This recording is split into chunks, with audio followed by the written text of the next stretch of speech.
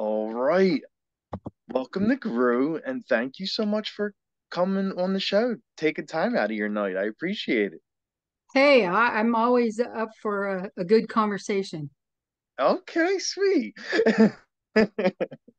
So, so the first thing I wanted to ask you, I see you do a little bit of everything, like you act and direct and produce, and which one came first? Was it acting or? Yeah, acting. I started acting like in high school, basically, Hmm. um, doing school musicals and things like that. And then I did a lot of equity theater in LA, in Southern California. Um, and then, I decided maybe I wanted to try acting in film, but how I got into film was I went to see somebody else shooting a film in the town near where I grew up. And a casting director came up and asked me if I wanted to be an extra.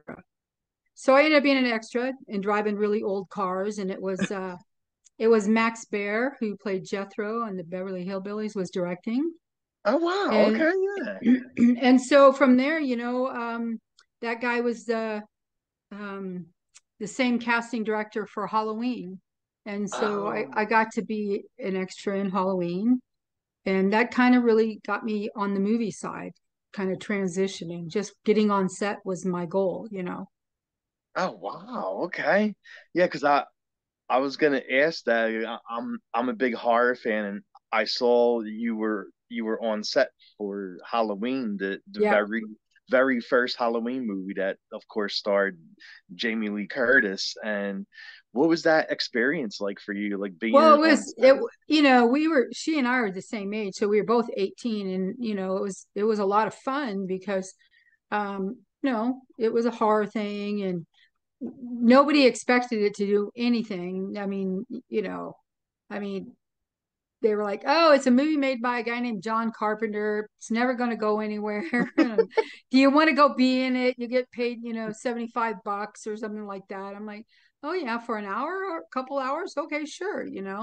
And it was a lot of fun, and I got to hang out with some of the crew, and I just wanted to be on set. So they're like, "Well, you can stand here and do some craft services today if you want." I'm like, "Okay, sure, why not?"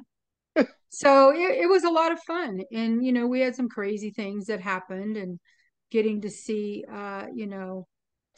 Michael Myers out their window the first time when she sees him in the classroom. So Yeah, it was kind of cool. I mean, it's interesting because a lot of people hit me up every October, like, "Hey, come talk to us about Halloween." I'm like, I didn't do a whole lot, but it was fun. I will say this, I did send in a letter when I saw they were going to do um the one that not the very last Halloween, but the one before it, where yeah. Kyle Richards came back and everybody came back. I'm like, please, I was an extra. And I mean, I was in the classroom, please. And nobody got back to me. I was really ticked off. I thought, oh, well, but it's a fun trivia thing. People are like, Oh yeah, oh, Halloween, yeah. yeah. Because I mean, that's not like for a movie that wasn't supposed to be the hit that Oh it yeah, was, or I mean, like it wasn't even like a really big hit like when it was first out. Like it made decent money that they made the second one, and after that a whole bunch of other ones. right, But it, it, right. it wasn't until like years later that everyone start watching it more, and like all these years later, like it's considered like the best horror film. And then they all cashed in. See, they made Yeah. bank, and that's why they went ahead and made the last one. I think they should have killed Michael off the one before, Yeah, because he was still kind of the bad dude. I felt like they made him kind of weak on the last one. I You know, know, right? because you kind of see him underground, and he's like this weak little guy Yeah, hanging back. So I was like, what? No. that didn't make any sense to me. Like I hated that last film, like because Yeah, same they're here. And I was so excited thinking, what could they possibly do? Right. So I yeah, tuned in right away, streaming and everything. And I was like, what? I was really disappointed. So, but I loved the one before that. Yes, the one before that was really good. Like You know, I was it had all like the nostalgic cheese element to it, like what are you going in there for? No, So it was a lot of fun just even watching that one. oh yeah. Like when you were on set for Halloween, did you do any scenes? Like, were you in scenes with anybody? No, just in the classroom where Jamie first sees, him out the Oh, window, okay. and then coming out of the school is putting books in the locker. Depends on which cut you see, if you even Hmm. see that part. Because I know when it first came out, my uncle went to see it in the theaters. He says, "Oh, I saw you. You gotta go see it." So okay, we go to the theater and we see it. And I'm like, "Okay, cool. I'm up there like 3 times." And then Nice. the last time I saw it, streaming, I guess last year or the year before, I was like, I'm gonna scroll through and see if I find myself and if I can tell which version it is, because Yeah. there's a couple different cuts depending on Oh. when it's on regular broadcast television, they cut things differently, and you know Oh. Okay. So so so it was like a so different I'm film down to with like different I'm down things. to like one the classroom scene, where you see me and then you see Jamie and then you see him out the window. So, Okay, okay. But that's a classic scene. oh You're in yeah. you're in one of the best scenes of the movie. Oh, we thought it was great because, I was talking to someone the other night, and what happened was when that first happened, it was the weirdest thing because all of a sudden the light bulbs started blowing up. They just started popping. And everybody's freaking out. They're like, hit the ground, So everybody's down under the chairs, and we're like, hey, hi, nice to meet you. What's going on? And they're like, is everybody okay? And we're going, yeah, we think so, because there was glass. They forgot to put the screens up. And Oh. they don't really. I think at the time they have no idea if it was a surge of some sort, or what happened, but it was kind of creepy because it happened right when we looked out and saw him. It So it was kind it of one of was those definitely weird things. it was definitely the mind power of Michael Myers, right? Yeah, exactly. She's like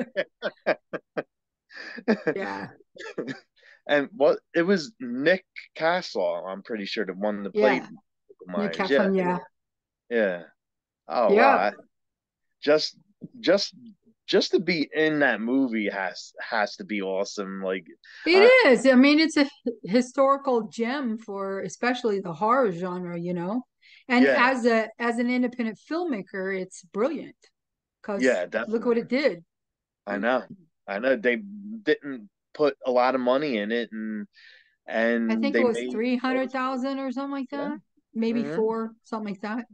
But I thought, I mean, back then I was 78, so $75. And I'm like, you only need me an hour? Yeah, well, $75. If you're there a couple hours, you get $75 an hour. Okay. And I had some friends that were in some other scenes. Um, and it was just a lot of fun. Oh yeah, definitely. And you mentioned you did a lot of plays too. Is there any theater theater production that you had the most fun with? Well, I would have to say in high school, I was the Wicked Witch of the Oh West really? in The Wizard of Oz. I loved it. Yeah. Yeah, I absolutely loved that role. And I mean, I just like musicals. So, I mean, we did musicals back then in high Hmm. school. But my favorite was The Wizard of Oz because I was the main witch. I got to be the bad guy. Everybody likes the villain. And the Right? little kids, we do matinees, and the little kids would go, ooh. So it was fun. Oh, that's awesome. That's awesome. I love it. And you also did like a Halloween fan film too, and Yeah, you I helped this one young of the man. actors. Yeah, like Um, you're one of the actors, you direct and produce it too, right? well, just yeah, what happened was this young man, Eric Ayub, reached out to me from Pennsylvania, and he said, "I'm a big Halloween fan," and he said, "I want to do this fan film, but I don't really know, how to go about doing things," and he wanted to get the use of the music and things like that. So I was kind of teaching him how to get the use right to use, and we were going to screen it and raise money for breast cancer. Um, Oh, okay. he was going to do it the same night. He was going to premiere it in Pennsylvania, and we premiered it here in Denver. And we raised quite a bit of money for our local group here in Denver, and he did in Pennsylvania. So Oh. um, I said, well, he goes, I wish we could do more. I said, well, dude, why don't we have this awesome costume shop here? And why don't we do a scene where I'm running like the owner of the shop or something, and Hmm. somebody's coming in and they're just checking out their costumes or whatever. So Yeah. we tied it in and we shot that here so he could incorporate that. So I cast Okay. those people here and directed that piece, and then he put it all together, and it was a lot of fun. And Oh, the fact wow. that he and I both had a connection to wanting to raise awareness for breast cancer or support for people Hmm. that were going through that battle. So people say, why would you do something like that? Look at this guy. He was 17, 16, going to be Oh, really? 17. And we're still good friends. And, Wow. we chat all the time. We're keep trying to figure out how he can get on location and come work with me on one of my bigger films. So sometimes he'll reach out and ask me, what do you think about this? Or, you Yeah. know, ask me to kind of look at like his music videos or stuff. And he's brilliant. He does great work. Oh, And he wow. shoots Okay. on film. That's what's cool. Oh, really? Yeah. He really loves film. So that's cool. So he does Nice. shorts and things like that. So we've stayed connected, and that's been, well, he's 27, so it's been over 10 years now. Oh, wow. Yeah, the Halloween fan film is 10 years old. Yeah. Wow. Okay. Okay. I know, crazy, right?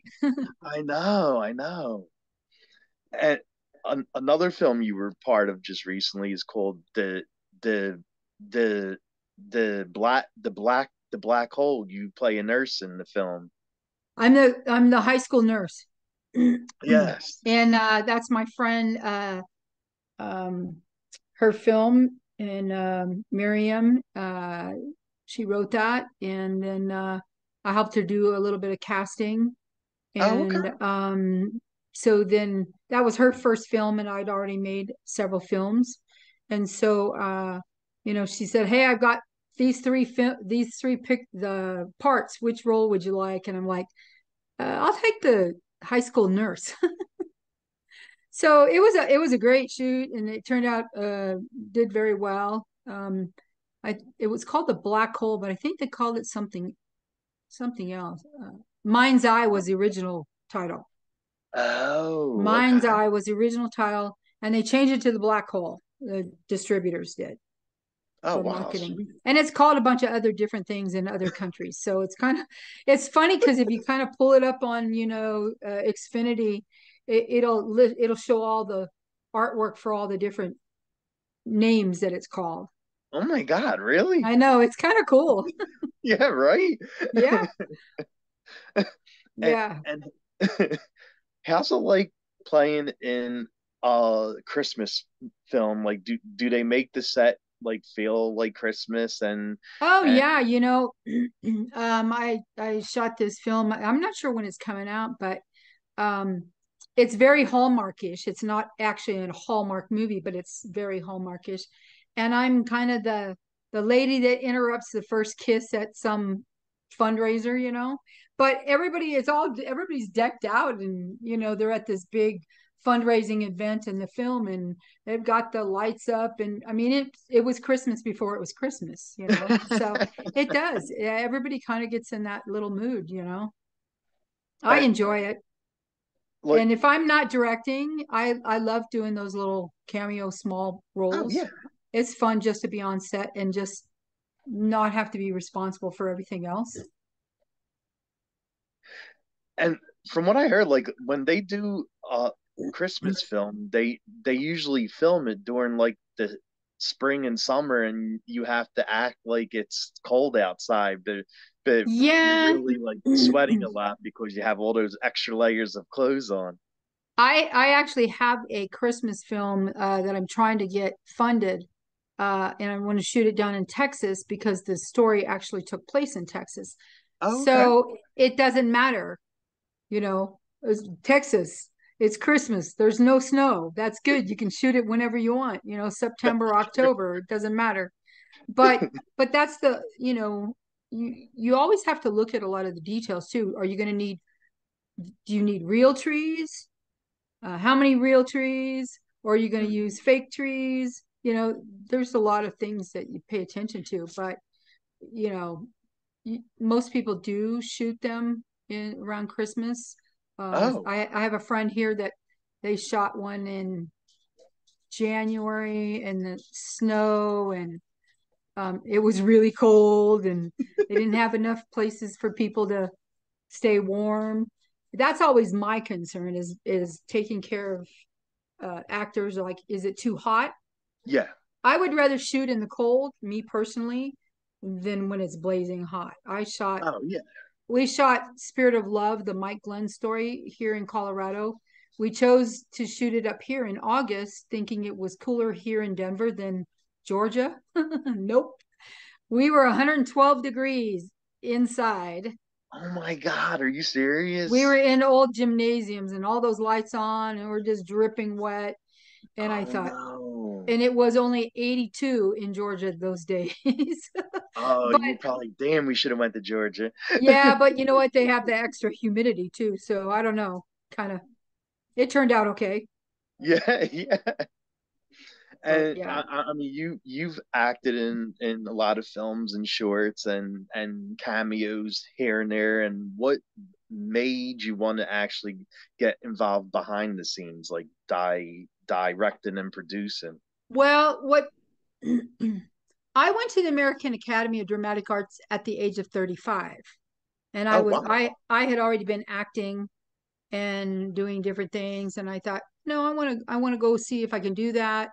And then I my friend's son was training for the Olympics as a cyclist in Houston, and he went around a curve in Herman Park, and he a tree had fallen. He hit the tree and broke his neck, Oh and my God.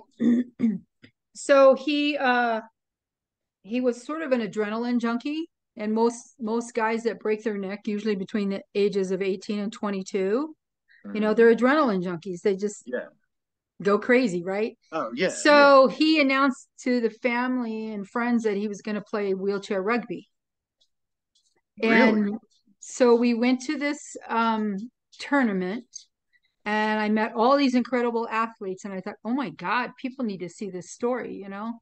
And his story was really quite a unique story. And so I kind of sat on that story for a long time. And I had a friend who was a writer. She kept telling me she was going to write the script, and she never did. And then I moved from Houston up to Colorado, and I met Jason Regier, who headed up um, the Harlequins, the wheelchair Harlequins here, and Okay. rugby team. And so I met with him, and I didn't know that he knew my friend's son. And so their lives had crossed paths. So I went and I rewrote the script to intersect two storylines. Oh, And nice. my sister said to me, you're going to get some money that you didn't know about. Why don't you just write the script and make it? And I'm like, I don't even know if I can make a movie for 50,000. And so I had met quite a few people up here in Colorado, and I bought a couple two XL2 Canon cameras. We shot the Okay. movie on mini DV tape, and so it was kind of my film school. And some of the guys working with me, we'd go, well, I think this shot is better. And then I go, well, what's that shot called? Because I didn't know, you know, and I'd go, I want the camera to do this. And they're like, oh, you want a dolly? And I'm like, yeah. And they're like, yeah, we don't have a dolly. Okay, we'll use a wheelchair, you know, those kinds of things. So I just felt like I wanted to make movies that I would like to watch. Yeah, yeah.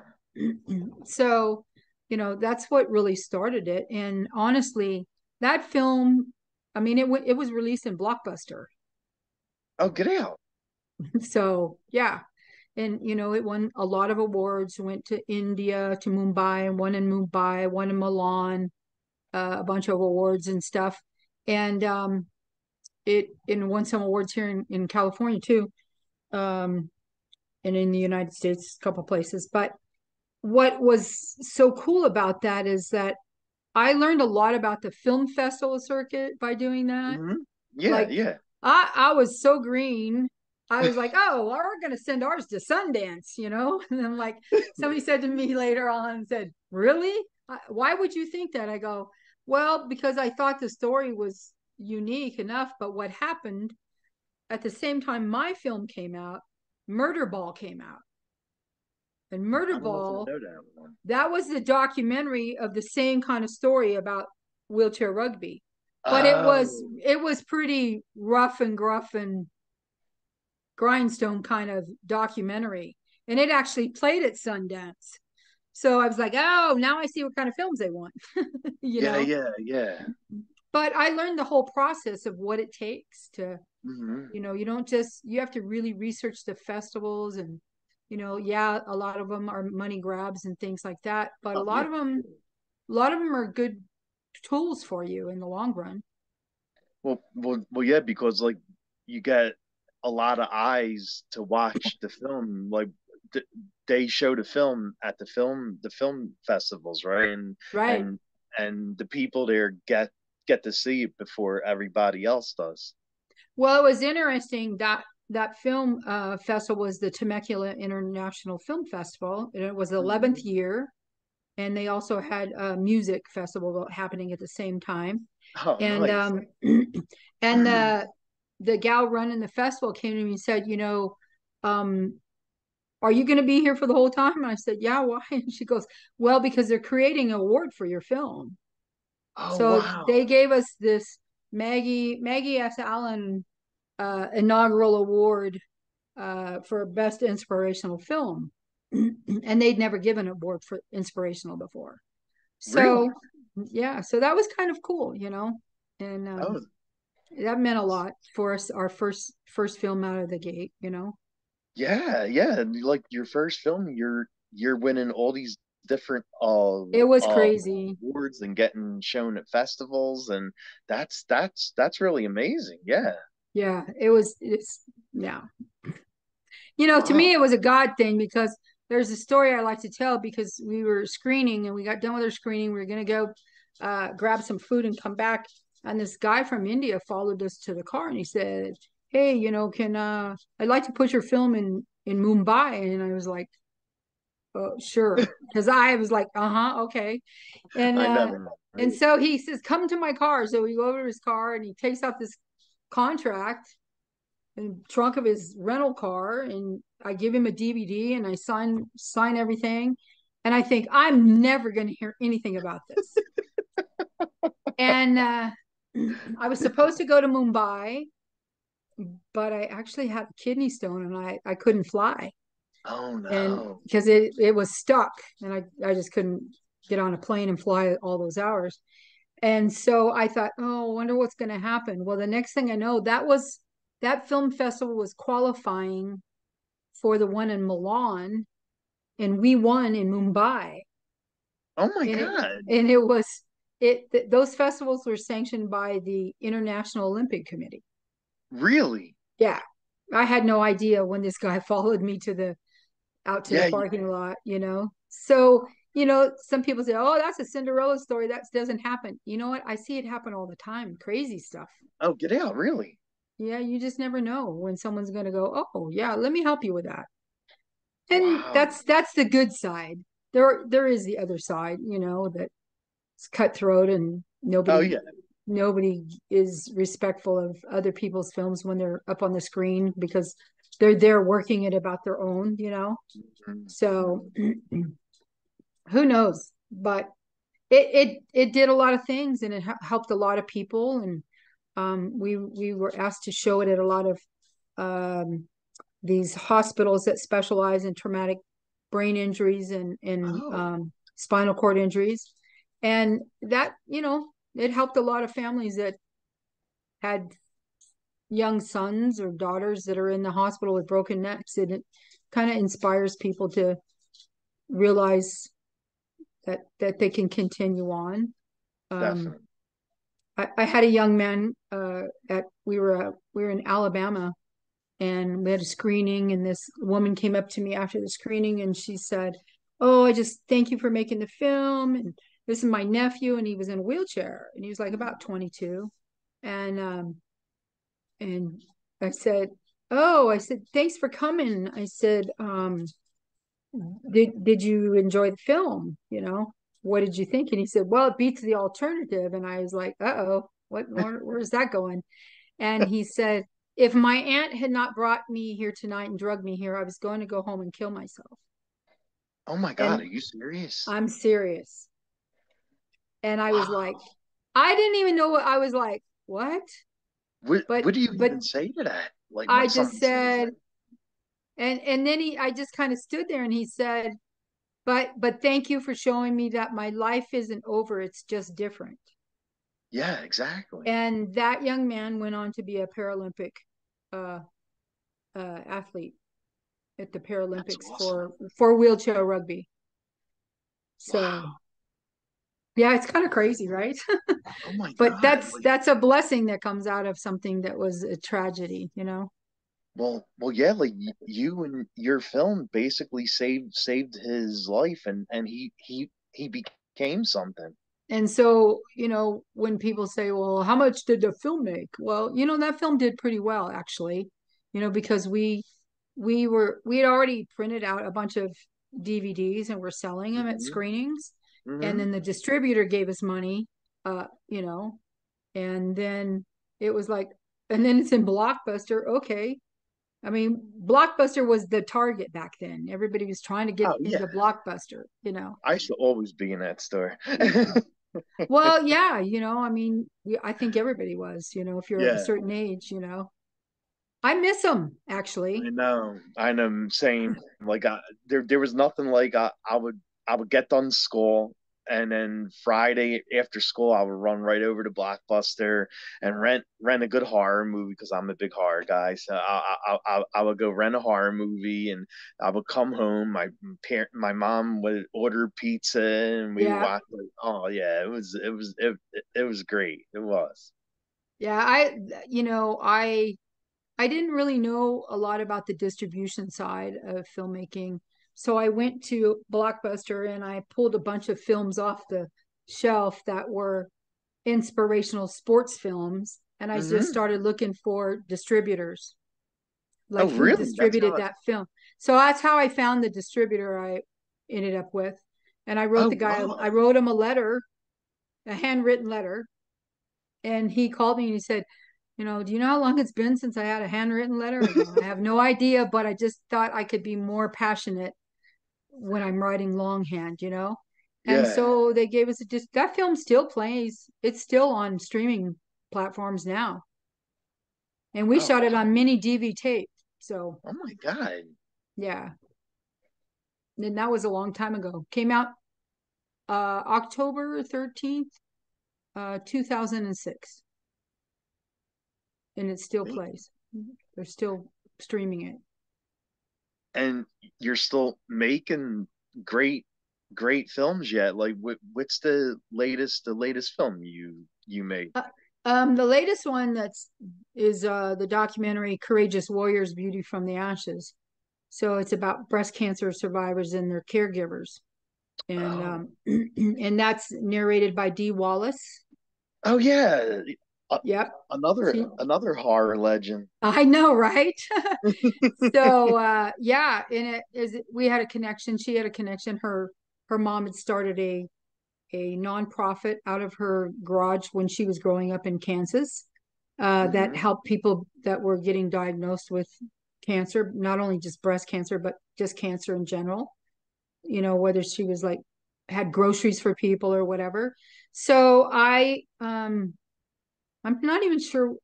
Well, first I was negotiating with somebody else and I thought, no, I really like Dee and I like her voice and I'm going to just reach Yeah. out to her. And I had sent something and got nothing. So I reached out to her daughter and she goes, hold on a minute, let me call my mom. So she called her and she said, tell her to send it to me and then send it to Mike, her agent. And I go, well, that's who I thought Oh, I've okay. sent it to before. So she was lovely to work with and did a great job, fabulous job. And, she came to the premiere in LA. And so, Really? yeah, she's very supportive, very, very generous with her time. Oh, wow, that's awesome. Yeah, she's amazing too. Like from I I mean she's still doing like a lot of film. She's doing a lot of horror films now, but she's still like doing one after another. Like Yep. she hasn't slowed down at all. No, not at all. Nope. And she does all the conventions. Yeah. Yeah, like when I go to horror conventions, I usually see her at them, Hmm. and it's amazing how these people still are going strong at it. Like I'm always I love amazed seeing because them. I had never been to one and she was Hmm. in town. And so we met for some lunch. And then she said, are you coming in? I go, oh, nah, never even been to one. And she goes, what? Wait a minute. You got to come check this out. So I was walking around and I was talking to all these people and I'm like, I'm looking at this one mask. And this guy goes, what are you looking at? And I said, well, that's not the Halloween mask I thought. And he goes, oh, you must be thinking of, the original. And I go, well, that's the movie I was in. And so it was funny because then all of a sudden the people were like coming and talking to me. And I was like, wait a minute, what's this up? This is crazy. But I was so impressed with some of the like especially the makeup artists Yeah, and the yeah. prosthetics and stuff. And Hmm. it's fascinating to It get is. to hang with them and just watch, what it is they make do their magic. Oh yeah, definitely, definitely, and what better way to like I mean when especially for someone like me, like I was growing up watching like Halloween and Nightmare on Elm Street, Friday the 13th, Chucky, and then Mm-hmm. all these years later, here I am now at these horror conventions actually talking to the people I was watching when I How's was a that kid. feel? That's cool, right? Yeah, like it's great. I love it. Well, good for you. I mean, as long as you enjoy it, that's all that matters, right? Right. And when you're not filming, what do you like doing during your free time? Hmm. Well, uh, I like to see my grandchildren. They're on the East Coast.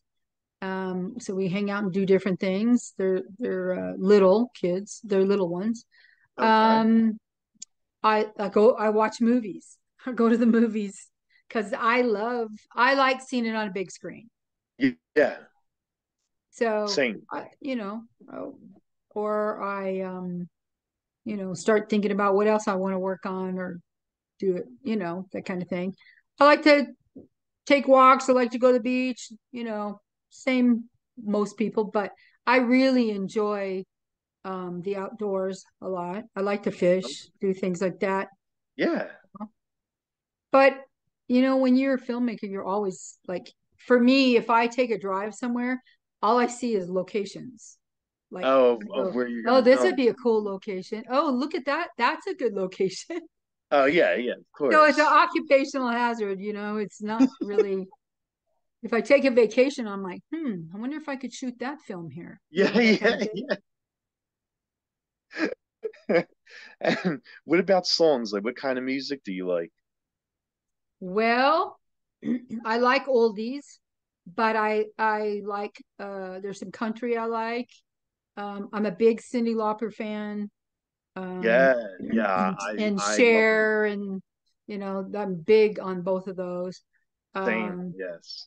I have some friends that written some songs for some of my movies, and so they have a couple different bands. So I like to go listen to them because they're fantastic. They write original music. So, Okay. like I like all music, I like Broadway show tunes. I have the gamut of music.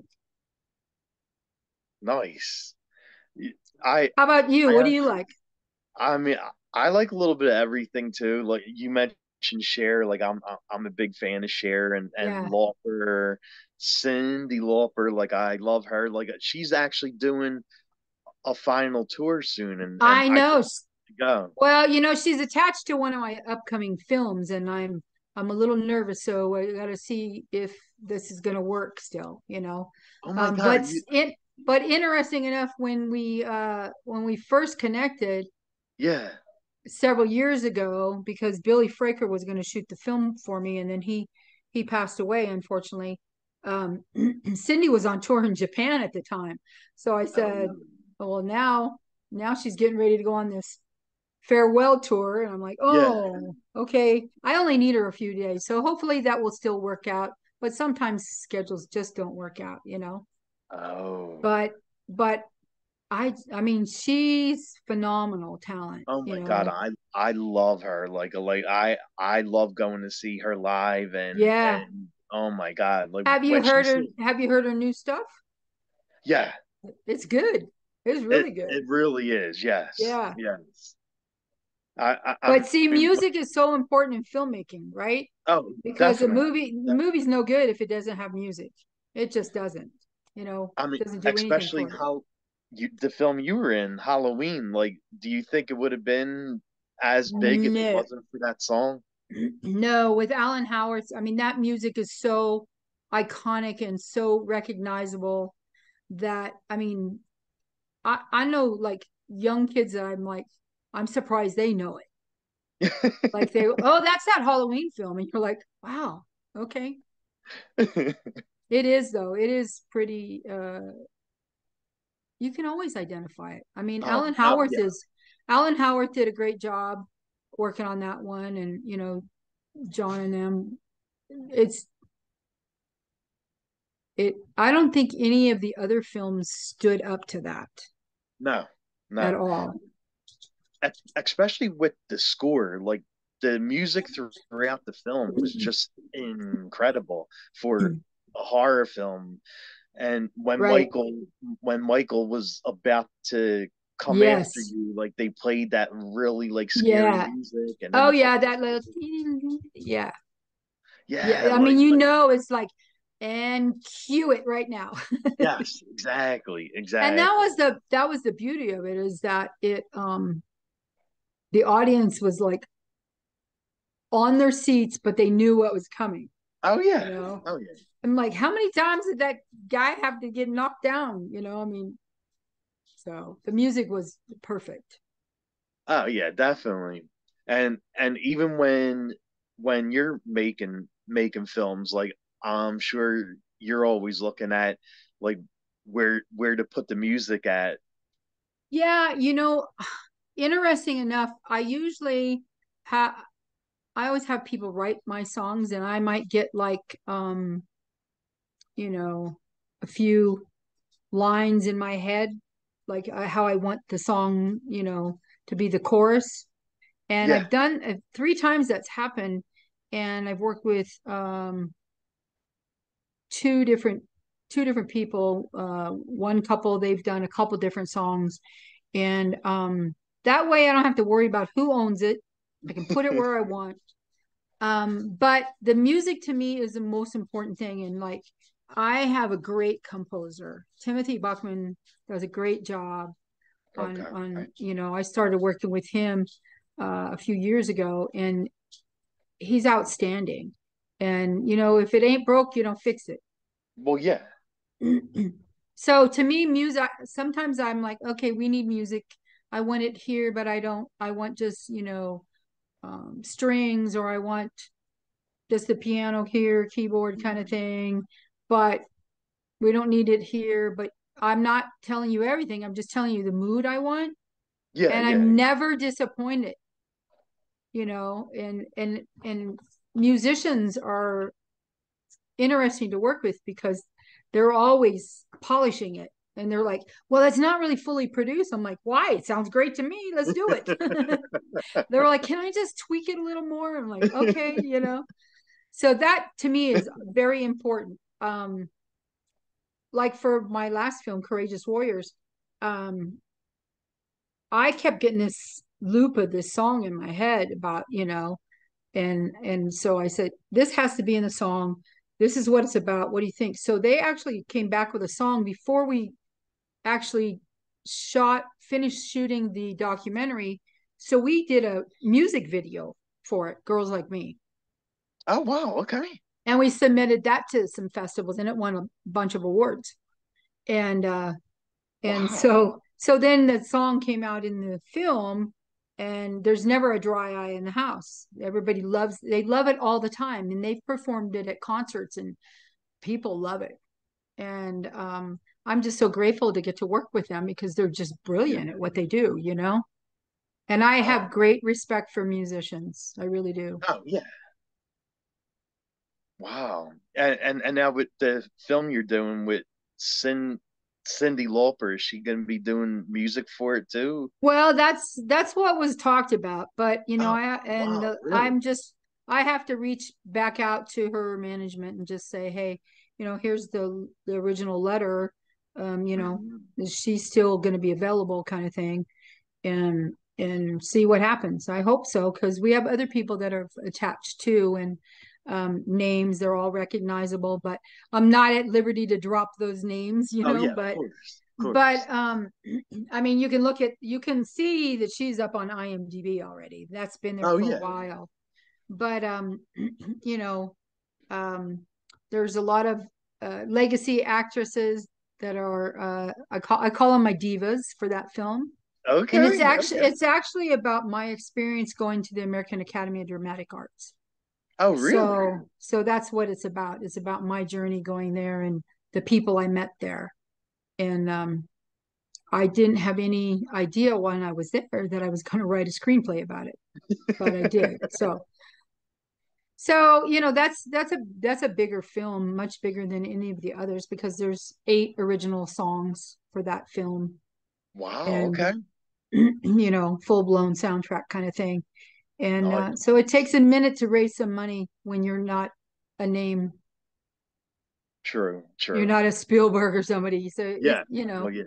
we were getting ready to do that before, but then when Billy Fraker's cancer came back, and Billy was brilliant because he shot Rosemary's Baby and Tombstone Hmm. and Best Little Whorehouse in Texas, and sadly he lost his battle. It came back a second time.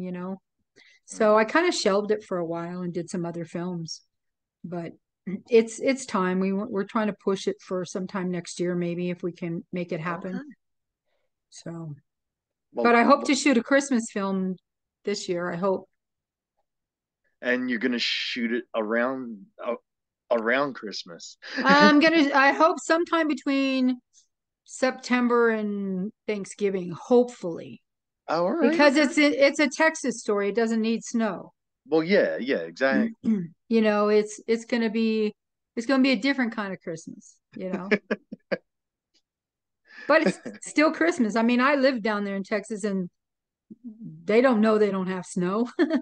It's great. So they've got all kinds of Christmas festivals and things down in Texas. Oh, yeah, really? Oh yeah, there's a great one. What is it called? Dickens on the Strand down in Galveston. Yeah. Yeah. So it's all Christmas. People are decked out like Dickens. Wow.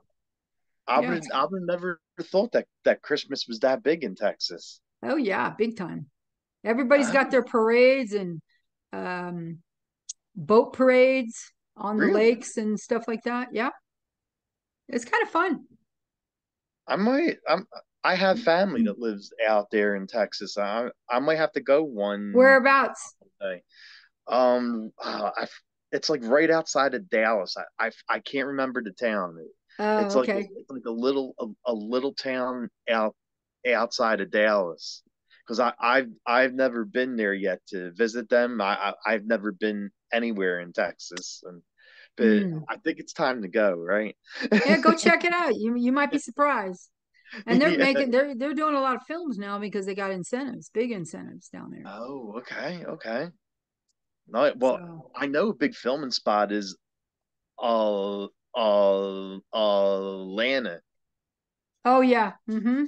Like that became huge now. Like it was always California and Right. New York and Well, Canada. Tyler Perry helped that a lot, you know. Oh, You okay. know, I mean, Tyler Perry had his studios and was doing stuff, but they have pretty good film incentives, and a lot of people want to go there because it's a tax credit for investors, you know. And honestly, I'm trying to move back down there to Texas myself for that reason and other reasons. But you know that even if I don't get moved back down there before I shoot, I still want to shoot that down there because it's a Texas story. Well, So yeah, you exactly. know, A Texas story you want to film in Texas. absolutely, yep. And I have a lot of friends in the industry down there. You know, I'd been in a theater company down there, and some of those folks are acting now in film. So it'll be nice to be able to work with some other people that I know. And Okay. you know, it's a different location. It's always fun to shoot on different locations. Oh yeah, I'm sure. And the last thing that I will ask you is, do you have anything you want to plug, like anything you're allowed to talk about that you're working on? Yeah, we're working on this documentary called Queen of Hockey. Hmm.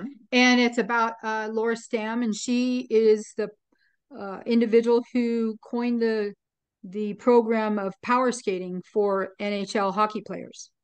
And a lot of Ooh. people don't know her story. And so I met her son, and he told me her story. So we've done some interviews with some famous hockey players, Luc Robitaille from the LA Kings, and Hmm. Kevin Dineen, Bobby Nystrom from the Islanders. He was the first one that she ever coached. And so we're trying to, if anybody's interested in sponsorships with like some of their product placement, hockey related gear, stuff like that, you know, we're looking for that kind of help to get this film made. And Oh. hopefully once we get it done, we only have about, I think we have about maybe 6 or 7 more interviews to do.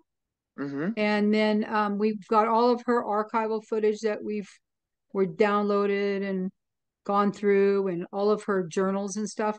And you know, she's quite remarkable because you know she was doing stuff at the professional level before Title IX came into play for women in sports. Oh And wow. so she'd been working after Bobby Nystrom told everybody her name, that she had helped him score this game winning overtime goal in the Stanley Cup. He kept it quiet from a long time, and then when he scored this winning goal, he told everybody her name, and then everybody called all the NHL professional teams, the Detroit Red Wings and Oh the my gosh. Penguins. And so we're really blessed because we have all of her journals, you know, that she kept notes, detailed notes on each Yeah. player that she worked with. and Really?